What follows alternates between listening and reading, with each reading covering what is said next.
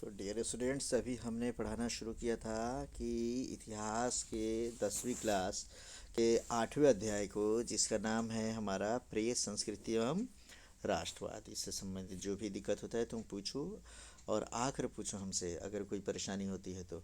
और नहीं तो तुम लोग इसको समझते जाओ। हमने पहले बताया कि छापा खाना क्या है, उसके बाद मैंने बताया था तुम्हें कि पांडुलिपि क्या है, और फिर मैं बताया था इंक्विजिशन क्या है। तो ये तीनों चीज़ को जानने के बाद से अगले हिस्से में तुरंत हम जानेंगे इसमें से कि रेशम मार्ग क्या है। इसमें एक ये भी क्वेश्चन है, थोड़ा सा जान लो, उसके बाद हम आगे बढ़ेंगे। कहते हैं प्राचीन काल का वह मार्ग जिससे चीन, मध्य एशिया तथा यूरोप के बीच व्यापार होता था, उसे रेशम मार्ग के नाम से जाना जाता है। यह मार्ग समरकंद, एशिया, सीरिया से होते हुए चीन तक जाता था तथा चीन के रेशम का व्यापार इसी मार्ग से होता था, इसलिए इसे रेशम मार्ग के नाम से हम जानते हैं। अर्थात समझो कि प्राचीन काल में जो व्यापार वाणिज्य होता था, आज की तरह रेलवे की से या हेलीकॉप्टर से, हवाई जहाज वगैरह से नहीं होता था बच्चों। पैदल ही एक देश से दूसरे देश में लोग जाते थे। तो मध्य एशिया से होते हुए चाइना की तरफ जो भी व्यापार होता था, उस व्यापार पे रेशम का उपयोग सबसे ज़्यादा, रेशम इस मार्ग से सबसे ज़्यादा ढोया जाता था। और चाइना से होते हुए यह समझो कि ये सीरिया होते हुए, एशिया होते हुए समरकंद के तक ये जाता था, अर्थात मेसोपोटामिया से लेकर और कुल मिलाकर इराक से लेकर ईरान, टर्की, सीरिया, जॉर्डन, ये सब आसपास के क्षेत्र है। इसमें से इराक के हिस्से से लेकर एशिया से होते हुए, माने सीरिया होते हुए, यह चीन तक जाता था। और इसमें रेशम का व्यापार बहुत ज़्यादा इस मार्ग से होता था, इसीलिए इसे हम रेशम मार्ग के नाम से जानते हैं। तो रेशम मार्ग पढ़ लिया हम। अब हम इसमें एक आगे पढ़ना जा रहे हैं कि वर्नाक्यूलर प्रेस एक्ट क्या है। याद रखेंगे हम कि सबसे पहले शुरुआत हम इसी समझेंगे, छापा खाना। छापा खाना के पहले हमने बताया पांडुलिपि। 15वीं शताब्दी तक जब किसी भी प्रकार का कोई भी समझो कि छापाखाना नहीं था, तो हाथ से जो पुस्तक लिखी जाती थी उसे पांडुलिपि कहते हैं। 15वीं शताब्दी में गुटेनबर्ग, जर्मनी का रहने वाला व्यक्ति, इसने छापाखाना का आविष्कार कर दिया। तो छापा खाना आ जाने के वजह से कई प्रकार की पुस्तकें लिखी जाने लगी। और जब पुस्तक लिखी जाने लगी तो समझो कि ईसाई संप्रदाय के लोगों को लगा कि हमारे खिलाफ में ये हिंदू धर्म के लोग या इस्लाम धर्म के लोग या दूसरे धर्म के लोग अपने धर्म का प्रचार प्रसार कर रहे हैं और हमारी आलोचना तक कर दे रहे हैं। तो इस पर रोक लगाने के लिए उन्होंने जो नियम और कानून लाया, प्रकाशकों पर रोक लगाने के लिए, पुस्तक विक्रेताओं पर रोक लगाने के लिए, उसे ही इंक्विजिशन के नाम से हम जानते हैं।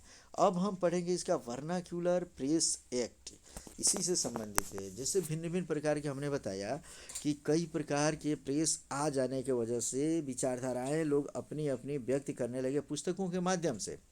उसी समय में वर्नाक्यूलर प्रेस एक्ट आया अंग्रेजों की तरफ से 1878 ईस्वी।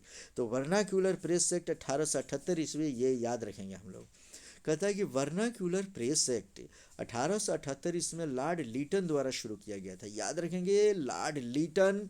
और 1878 वर्नाक्यूलर प्रेस एक्ट। ऑब्जेक्टिव में ही पूछेगा और सब्जेक्टिव में तो पूछता ही है, ऑब्जेक्टिव फिक्स है इसका। इस एक्ट के द्वारा भारतीय प्रेस पर नियंत्रण रखने का प्रयास किया गया। यह एक्ट भारतीय प्रेसों की भाषा तथा भावना को नियंत्रित करने के लिए लाया गया था। इस एक्ट से जनता में ब्रिटिश सरकार के खिलाफ असंतोष की भावना को और भड़का दिया था, जो राष्ट्रीय आंदोलन को और गतिमान बना दिया। मतलब वर्नाक्यूलर प्रेस एक्ट को समझ लेंगे। लॉर्ड लीटन ने 1878 ईस्वी में एक नियम लाया और उसने कहा कि भारत के जितने भी प्रेस वाले हैं, जान लो कि तुम्हें जो कुछ भी लिखना है अंग्रेज़ों के विरुद्ध ना लिखो। अगर तुमने ब्रिटिश सरकार के खिलाफ लिखा या हम लोगों के खिलाफ लिखा तो सुधर जाओ, वरना मैं तुम्हारे प्रेस को बंद कर दूंगा और तुम्हारे ऊपर कई प्रकार के केसेस लाद देंगे। इस तरीके से लॉर्ड लीटन के द्वारा भारतीय प्रेस को वार्निंग देना कि सुधर जाओ, ठीक से लिखो, वरना तुम्हारे प्रेस को बंद कर दिया जाएगा। तो इसे ही हम वर्नाक्यूलर प्रेस एक्ट के नाम से जानते हैं। 1878 इसे याद रखेंगे। लेकिन इस एक्ट का जनता ने काफ़ी विरोध भी किया और इससे आम पब्लिक जो है वो समझ गई कि ब्रिटिश सरकार जब सचमुच अच्छा काम कर रही है तो फिर उससे प्रेस पर नियंत्रण लगाने की ज़रूरत ही क्या है। और इस तरीके से आम जनता में असंतोष की भावना और बढ़ती चली गई और अंततोगत्वा राष्ट्रीय आंदोलन को इससे और गति मिला। तो इस तरीके से हम पढ़ते हैं वर्नाक्यूलर प्रेस एक्ट, इसे खूब बढ़िया ठीक तरीके से समझेंगे हम लोग। इसके बाद से फिर हम अगले क्वेश्चन में पढ़ेंगे कि 19वीं सदी में भारत में प्रेस के विकास को रेखांकित करें। अब लॉन्ग क्वेश्चन में हम आ जाएंगे।